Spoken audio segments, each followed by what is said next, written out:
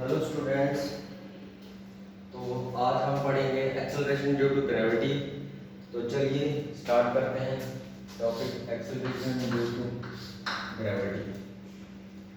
तो देखिए बच्चों, हमने पहले ग्रेविटी के बारे में पढ़ा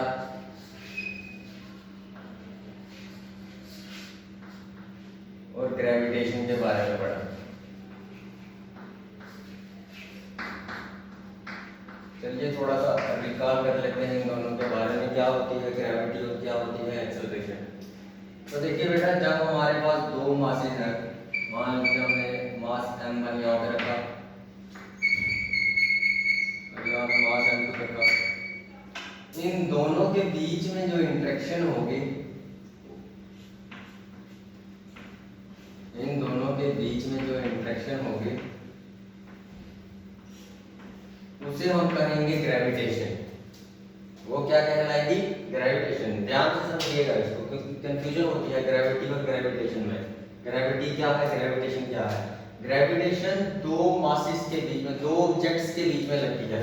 लेकिन जैसे ही वर्ड द ग्रेविटी आ जाता है, मान लीजिए ये मास है, इसको मैं उठा के आपके इस सरफेस पे ले आया m1 को, और ये जो अर्थ का सेंटर है ये इसको अपनी ओर खींच रहा है, ठीक है। यहां पे जो फोर्स लगेगी, ये कैपिटल है मास of earth into m1 upon r square. मान लेते हैं यहाँ का और यहाँ का डिस्टेंस क्या है, ठीक है बेटा। जब भी ग्रेविटी की बात आएगी तो आपने एक ऑब्जेक्ट मास अर्थ ले लेना है।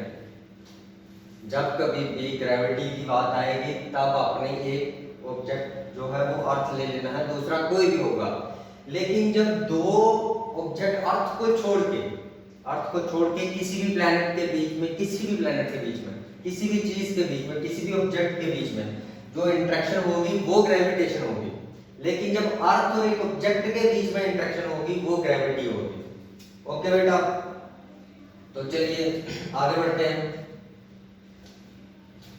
अब आपने देखा बेटा, हम एक चीज और जानते हैं, या हमने एक मास रखा हुआ है, या हम मास रख लेते हैं m मान लेते हैं। तो हम पूछे ये कहाँ एक्ट कर रहा है, तो सभी कहेंगे, मैक्सिमम लोगों का यही जवाब होगा कि भाई नीचे की ओर एक्ट कर रहा है। तो कोई पूछेगा भाई कहाँ एक्ट कर रहा है, तो ये इसका सही आंसर होगा towards the centre of earth. ये कहाँ एक्ट कर रहा है? Towards the centre of.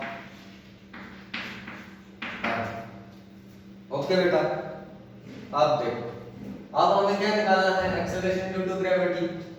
अब देखिए हमारी फोर्स किसके बराबर है?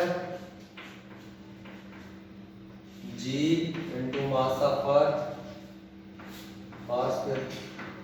अब हम और भी जानते हैं कि हमारी फोर्स किसके बराबर होती है? ये जो mg है ये भी तो एक्सेलरेशन ड्यू टू ग्रेविटी है, ये भी तो अर्थ की वजह से लग रही है। भाई हम ये भी तो जानते हैं ना कि जो हमारी फोर्स है वो ये भी है। तो यहाँ तो भैया कंफ्यूजन हो गई कि आप तो कह रहे हो इसके बराबर होती है, तो यहाँ पे आप कह रहे हो इसके बराबर होती है। तो ये भाई दोनों चीजें एक ही, आप चाहे कान को ऐसे पकड़ो चाहे कान को ऐसे पकड़ो, ये दोनों चीजें सेम है। तो भैया दो अगर दोनों सेम है तो करो इक्वेट, ये इसके बराबर आ जाएगी।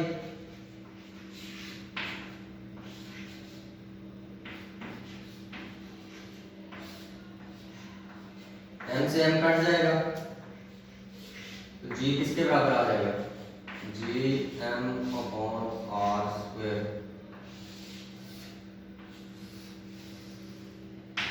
ओके बेटा, ये आपका निकल गया g, जिसे आप कहते हैं एक्सेलरेशन ड्यू टू ग्रेविटी। ये आ गई g की वैल्यू। अब बेटा देखिए, हमारा जो मास है वो भी अर्थ के सरफेस पे है, हम इसको यहां नहीं रखते हैं, हम इसको उठा के थोड़ा सा और ऊपर ले जाते हैं, ठीक है। हम यहाँ पे ले गए। अब इसका जो रेडियस है, देखो बेटा, रेडियस जो इसका डिस्टेंस है, नॉट रेडियस, डिस्टेंस है जो, और यहाँ से यहाँ तक का कितना होगा? कैपिटल आर रेडियस ऑफ अर्थ। तो बेटा कितना होता है रेडियस ऑफ अर्थ यहाँ लिख रहा हूँ, radius of earth approximately 6400 kilometre. Okay बेटा, कितना होता है 6400 किलोमीटर। तो यहाँ पे at the surface of earth क्या लिख रहा हूँ मैं, at the surface of earth, R tends to R।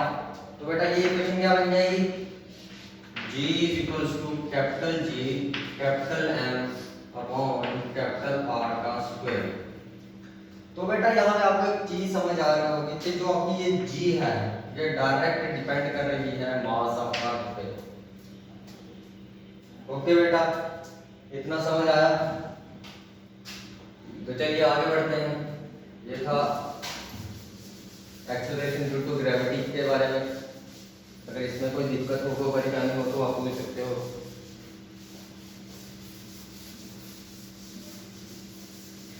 तो बेटा आप में से कोई ये पूछ सकता है कि सर जी जो आपने ये एक्सेलरेशन निकाली, एक्सेलरेशन ड्यू टू ग्रेविटी निकाली, क्या ये सेम ही रहती है? क्या ये आपके सरफेस पे हो, डेप्थ पे हो, कहीं भी हो, क्या ये सेम रहेगी? तो ना भैया, ये तो सेम नहीं रहने वाली, ये तो चेंज होगी। अब वो कितनी चेंज होगी, अब हमें ये पढ़ना है कि उसका क्या फर्क पड़ेगा। हम अगर आपके सरफेस से ऊपर जाएंगे तो क्या फर्क पड़ेगा, आपके अंदर जाएंगे तो क्या फर्क पड़ेगा, और आपके सरफेस पे रहेंगे तो क्या फर्क पड़ेगा। तो देखिए हमने क्या निकाला था, G is equals to gravitation constant G into mass of earth upon radius of earth का स्क्वायर, ये हमने निकाला। तो ग्रेविटेशन कांस्टेंट G की वैल्यू आप जानते हैं कितनी होती है, 6.67 into 10 raised to power minus 11 newton metre square पर केजी स्क्वायर। ओके बेटा, मास ऑफ अर्थ भी आप जानते हैं, रेडियस कितना है इसका 6400 किलोमीटर। मास ऑफ अर्थ आप जानते हैं 6 into 10 raised to power 24 KG. Approximately value थोड़ी सी ऊपर नीचे हो सकती है, बट जो मुझे पता है वो मैं आपको बता रहा हूँ। ये बुक टू बुक वैरी करेगी, ऊपर नीचे थोड़ी सी फ्लक्चुएशन होंगी। तो बेटा आप ये तीनों वैल्यू उठा के यहाँ पे डाल दें तो आपका जो G है वो निकल के आ जाएगा। वो G अप्रोक्सीमेटली आएगा 9.8 मीटर पर सेकंड स्क्वायर। अब ये मीटर पर सेकंड स्क्वायर क्या है, ये यूनिट किसके हैं, ये तो एक्सेलरेशन के हैं। तो बेटा ये भी तो एक्सेलरेशन है, acceleration due to gravity, gravity की वजह से जो एक्सेलरेशन है, इसलिए इसकी यूनिट है 9 मीटर पर सेकंड स्क्वायर।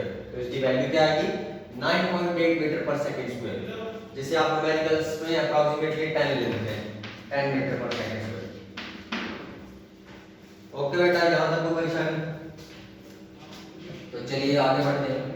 अब हम देखेंगे कि इस एक्सेलरेशन ड्यू टू ग्रेविटी का वेरिएशन क्या होती है हाइट पे। हाइट पे मींस हम अगर अर्थ की सरफेस से ऊपर जाते हैं, बेटा क्या करते हैं, अर्थ की सरफेस से ऊपर जाते हैं। मान लीजिए हमने यहाँ पे मास ले लिया है M1, ये आ गया जो आपका सेंटर, यहाँ से लेके यहाँ तक का रेडियस कितना होगा, R होगा भाई। ये पूरा कितना होगा, ये R होगा। यहाँ से लेके यहाँ तक का डिस्टेंस हम ऐसे ले लेते हैं, तो ये आपका R किसके बराबर आ जाएगा, R प्लस H के बराबर। Okay, M is the mass of अर्थ बेटा। ओके, ये बता रहा।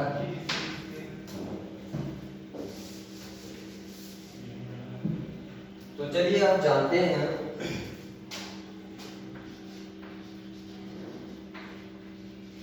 वेरिएशन ऑफ G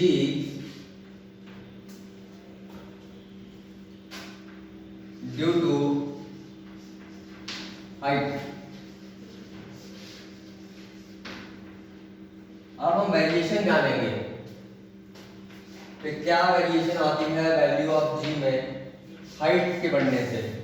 मतलब अगर हमने मास को, ऑब्जेक्ट को सरफेस से, अर्थ के सरफेस से उठा के हाइट में ले गए, ऊपर ले गए, ऊपर जाते गए तो क्या ग्रेविटी सेम रहेगी? तो चलिए वही जानते हैं। तो बेटा हम क्या जानते हैं कि at the surface of earth G कितना होता है? Gravitational constant G into mass of earth upon radius of earth का स्क्वायर। ओके बेटा, तो हम जब अर्थ के सरफेस से ऊपर जाएंगे तो ये जी तो सेम रहेगा नहीं, ये बदलेगा। चलिए let's denote it by G dash. Okay बेटा, जी डैश हो गया। अब देखिए जी डैश कितना हो जाएगा? जी मास ऑफ अर्थ तो सेम रहेगा अपॉन ये जो आर है, ये आर है जो आपका ये आर कितना हो जाएगा? आर कितना हो जाएगा? ये वाला आर, ये अपन आर स्क्वायर था, आर स्क्वायर था। तो ये आपका आर बेटा कितना हो जाएगा? Are plus H. ओके बेटा, कितनी समझ आई आपको? तो चलिए आगे बढ़ते हैं, क्या होगा आगे? तो बेटा अभी हमें क्या करना है?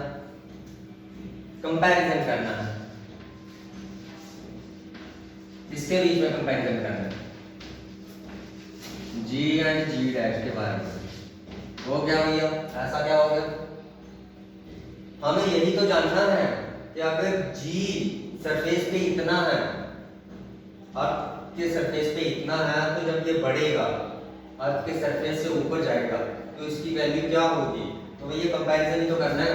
तो चलिए कंपैरिजन करते हैं। तो देखिए आपको यहाँ पे जीएम और यहाँ जीएम कॉमन दिख रहा है, तो यहाँ पे फर्क क्या है? हमें यहाँ पे जी लाना है इस जगह पे। तो चलिए इस जी को मल्टीप्लाई कर दो इधर, क्या आ जाएगा?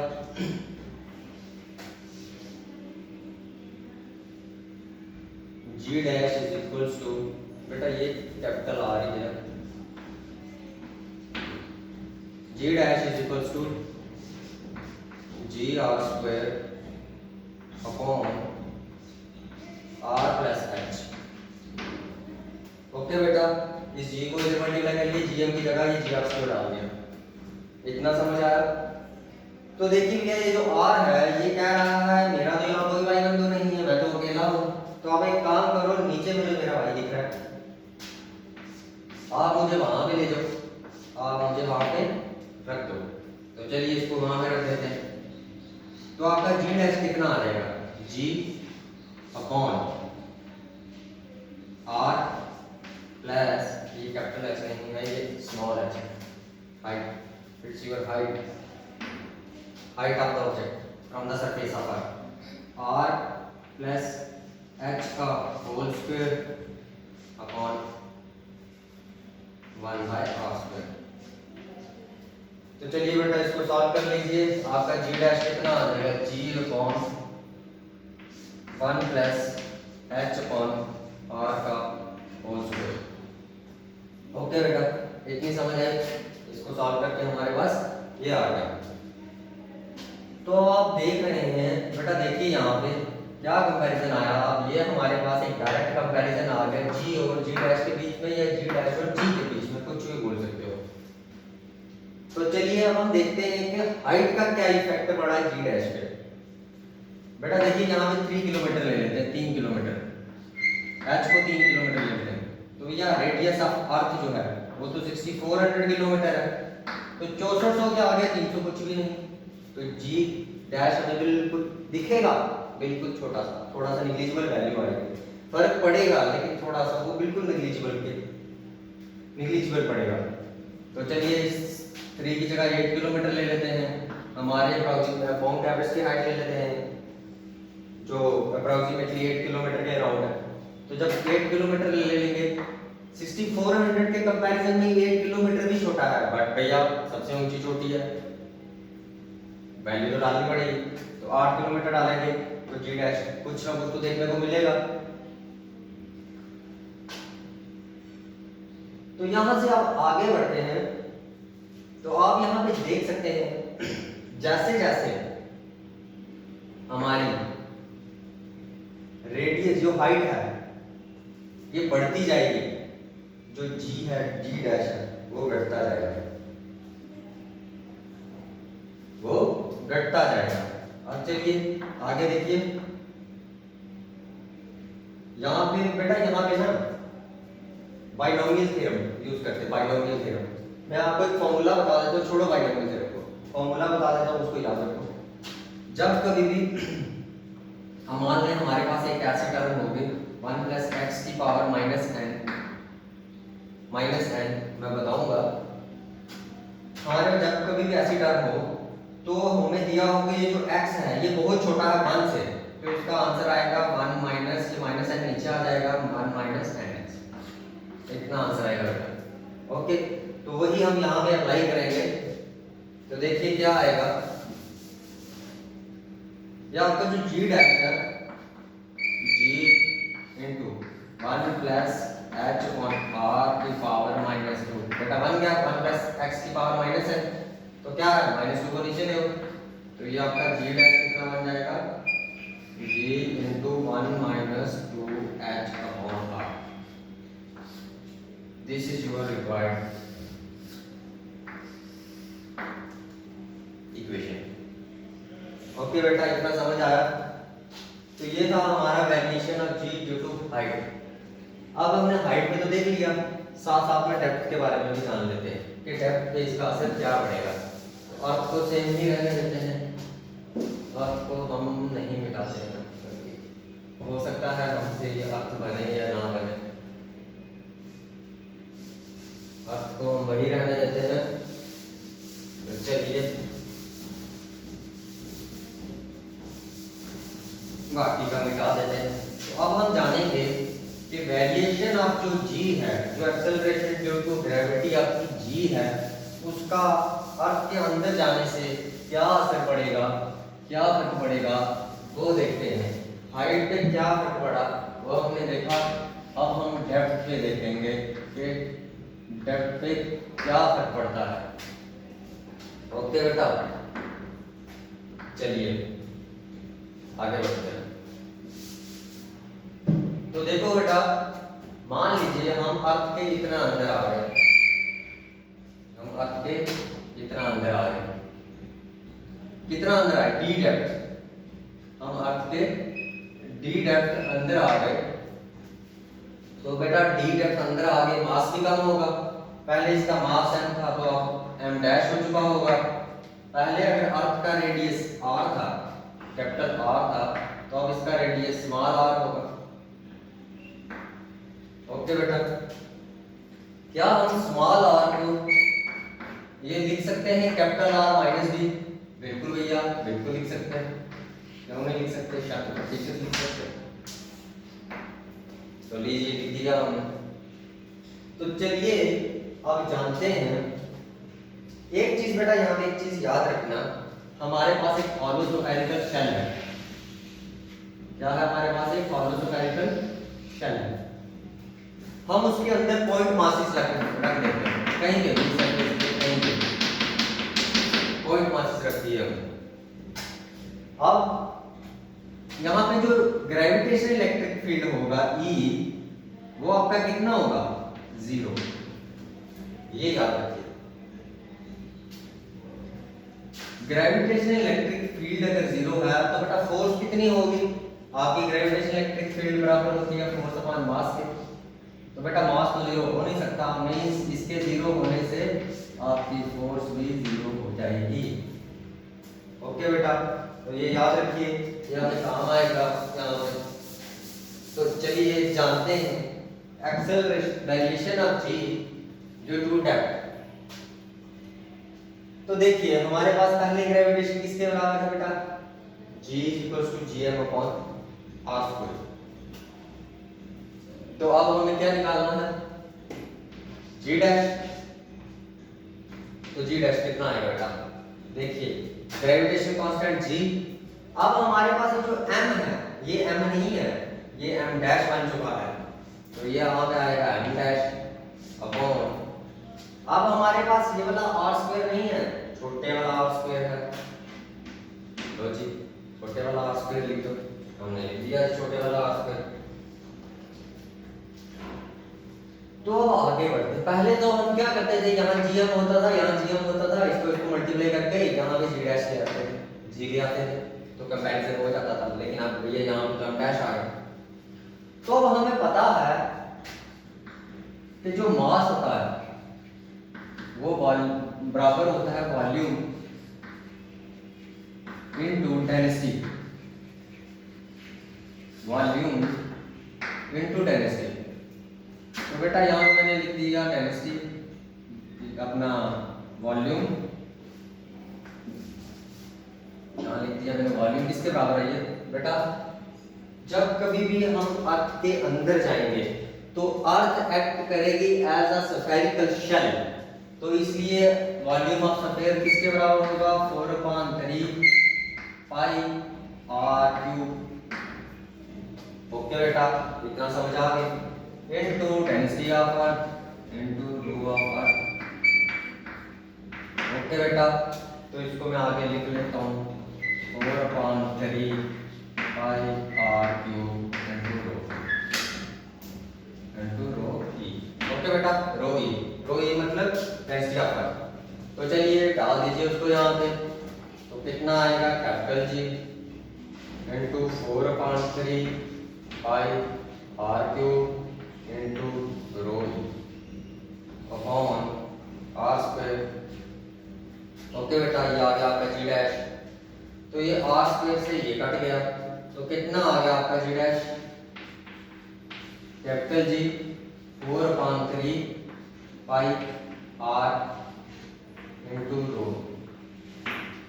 तो बेटा यहाँ पे हमारे पास वही वैसी इक्वेशन तो नहीं आई जो हम चाहते हैं, लेकिन यहाँ पे एक चीज आ गई, एक चीज आपको देखने को मिलेगी कि जो हमारी एक्सेलरेशन ड्यू टू ग्रेविटी है ये किसके साथ वैरी कर रही है, डायरेक्ट किसके साथ वैरी कर रही है, आर के साथ, रेडियस के साथ। मतलब क्या है, मतलब देखो जैसे जैसे हम अर्थ का रेडियस बढ़ाते जाएंगे जी बढ़ता जाएगा, जैसे जैसे हम अर्थ का रेडियस कम करते जाएंगे जी घटता जाएगा, जी डैश घटता जाएगा। तो चलिए हमारे पास इक्वेशन क्या आ गई हमारे,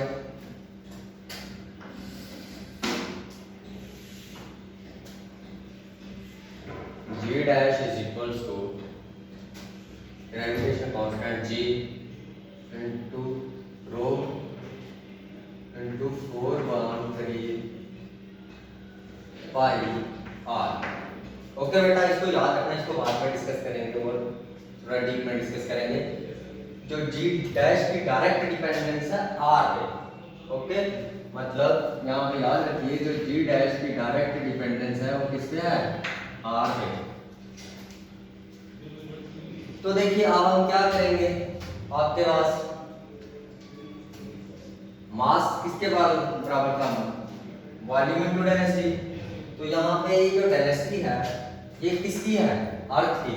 तो यहाँ से डेंसिटी का फार्मूला क्या बनेगा, मास अपॉन वॉल्यूम। तो मास ऑफ अर्थ कितना है, कैपिटल एल, अपॉन वॉल्यूम कितना है 4/3 पाई आर क्यूब। तो रो की जगह ये पुट कर दीजिए, तो आपका जो जी डैश है वो कितना आएगा, gravitational constant G into M upon 4/3 pi R cube into 4/3 pi R. Okay बेटा, कितना आ गया, अब ये 4/3 पाई कट गया, यहाँ से एक आर यहाँ से एक आर चला गया, तो आपके पास क्या आ गया, आपका जो जी डैश है वो कितना आ गया बेटा, आपका जो जी डैश है वो आ गया G M upon R square. Okay बेटा, इतना आ गया G M upon R square. अब यहाँ पे जो आपका आर है ये किसके बराबर है, आर माइनस डी के बराबर। तो चलिए पुट कीजिए R minus D, G dash is equals to G M upon R minus D. Okay बेटा, अब आ जाइए यहाँ पे, यहाँ पे जी एम है, यहाँ पे भी जी एम है, तो क्या डालेंगे जी आर स्क्वायर, डालिए जी आर स्क्वायर। इसको मैं मिटा दूँ, इसको मैं मिटा देता हूँ, इसको हम मिटा देते हैं। तो चलिए आगे बढ़ते हैं। क्या आएगा बेटा, G dash is equal to G R square upon R minus D. Okay बेटा, ये आ गया। इतना समझ आई, इतना किसी को ना समझ आएगा, आर माइनस डी का होल स्क्वायर, सॉरी बेटा यहाँ पे स्क्वायर आएगा, आर माइनस डी का होल स्क्वायर।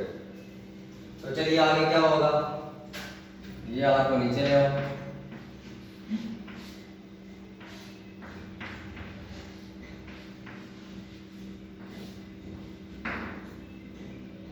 ओके बेटा, इतनी समझ आई। 1 minus D by R, G dash is equal to 1 minus D by R. Okay बेटा, आप देखिए क्या कह रहा है, देखो बेटा यहाँ पे क्या होगा,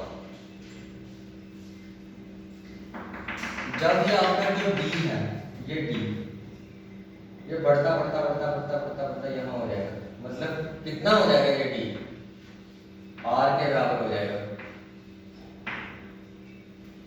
आपका ये डी आर के बराबर, रेडियस ऑफ आर्क के बराबर हो जाएगा। तो आर अपॉन आर 1, 1 माइनस 1, ये आपका कट जाएगा। तो बेटा इसको थोड़ा सा वेट कर लीजिए, एक मिनट। आप इसको नीचे ले आए हैं, कितना बनेगा 1 माइनस डी अपॉन आर का होल स्क्वायर। तो बेटा इसको ऊपर ले जाइए, G dash is equals to G upon G into same polynomial theorem 1 minus 1 plus minus है, यहाँ पे प्लस बन जाएगा 2d अपॉन आर। ओके बेटा, यहाँ तक किसी को कोई प्रॉब्लम बेटा, किसी को कोई प्रॉब्लम नहीं। तो चलिए बेटा आगे बढ़ते हैं। तो बेटा यहाँ पे एक करेक्शन कर लो, यहाँ पे जो रेडियस हमने लिया वो रेडियस अर्थ का लिया था, यहाँ पे जो मास है, जो रेडियस है वो अर्थ का लिया था। तो बेटा ये और ये कट जाएगा, तो यहाँ क्या बच जाएगा, ये थोड़ी सी करेक्शन कर लो, यहाँ पे r अपॉन r का क्यूब। ओके बेटा, इतना आ गया, तो इसको मैं अभी रब कर देता हूँ। तो नेक्स्ट स्टेप क्या आएगा बेटा ये देखो gm अपॉन आर स्क्वायर, इसको मैं ऐसे लिख सकता हूँ gm upon R square into R upon R, लिख सकता हूँ बेटा, ये R square into R, R cube हो जाएगा। gm अपॉन आर स्क्वायर क्या है, gm अपॉन आर स्क्वायर आपका g, तो आपका g डैश कितना आ जाएगा, g into R upon R, याद है बेटा। अब आगे देखिए, आपकी r की वैल्यू क्या है, r माइनस डी, तो g डैश कितना आ जाएगा, g डैश आ जाएगा r minus D upon r। Okay बेटा, अब इसको थोड़ा सा सिंपलीफाई कर लो, क्या आ जाएगा g 1 minus D by R. Okay बेटा, समझ आ गई। तो देखो बेटा एट जब आप डेप्थ की हो जाएंगे, नीचे जाते जाएंगे, यहाँ पे आपकी जी डैश कितनी होगी, 0, डाल के देख लो। जब आपका ये डी आर के बराबर हो जाएगा, या आपका डी आर के बराबर हो जाएगा, तो यहाँ आर बाय आर बन जाएगा, आर बाय आर कितना होगा 1 माइनस 1 0, तो जी डैश कितना हो जाएगा आपका 0। लेकिन जैसे जैसे ये डिस्टेंस बढ़ता जाएगा, ये आर बढ़ता जाएगा, जैसे जैसे ये आर बढ़ता जाएगा, आपकी जी डैश की वैल्यू भी बढ़ती जाएगी। ओके, तो क्या देखा आपने आज? आपने आज क्या देखा? मैं ये रब कर देता हूं।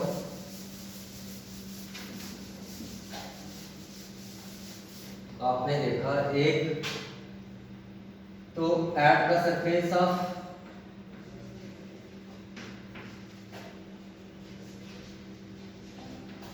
अर्थ, eight the surface of earth G is maximum।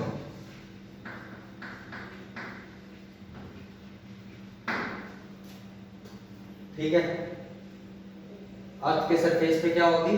Maximum होगी। और जब आप अर्थ के सरफेस से ऊपर जाएंगे तो आपका जो डी डैश आता था वो इनवर्स प्रोपोर्शनल था आर के।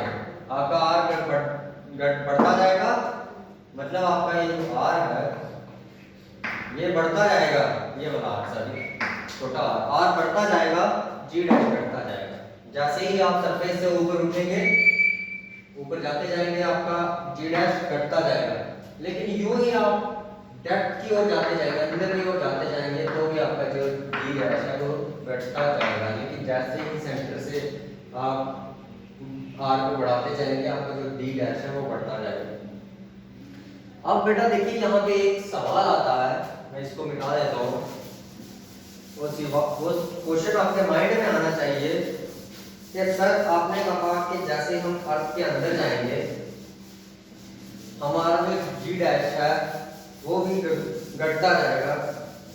तो जो आप देखिए हमने अर्थ की सरफेस की बात की, ले लीजिए यहाँ पे बनाते हैं, ये अर्थ है, इसका मास m है, और हमने किसकी बात की? इस पोर्शन की बात की, इसका मास m डैश है। तो ये वाला मास कहाँ जाएगा? तो ये वाला मास है, ये होगा तो वहीं पे ना, ये थोड़ी कहीं जाएगा, ये तो वहीं पे होगा। तो इसका ये भी तो खींचेगा ना, यहाँ पे जो मैंने मास रखा होगा, यहाँ पे जो मैंने मास रखा होगा, ये वाला मास भी तो इसको खींचेगा अपनी ओर, और ये जो अंदर वाला मास होगा ये भी खींचेगा। तो याद करो मैंने आपको स्टार्टिंग में क्या बताया था कि आप अर्थ क्या बिहेव करेगी यहाँ पे? As a hollow spherical shell, hollow spherical shell. तो वहां पे अंदर जो इलेक्ट्रिक ग्रेविटेशनल इलेक्ट्रिक फील्ड होगा वो कितना होगा? 0। तो ये जो मास होगा ये इसको नहीं खींचेगा, ये उस पर कोई इलेक्ट्रिक फील्ड नहीं डालेगा, कोई फोर्स नहीं डालेगा। ठीक है बेटा, आई समझ? ओके बेटा, थैंक यू।